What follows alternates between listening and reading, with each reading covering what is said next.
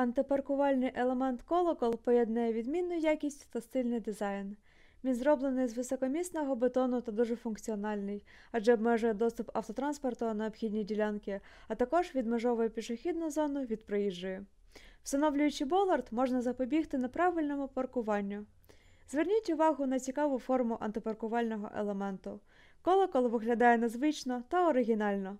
Болард має велику вагу та надійно встановлюється на поверхні. Він навіть може мати дерев'яну фактуру, зберігаючи при цьому усі переваги бетону. Окрім цього, колокол міцний, вандалостійкий, морозостійкий, екологічний та має довгий строк служби.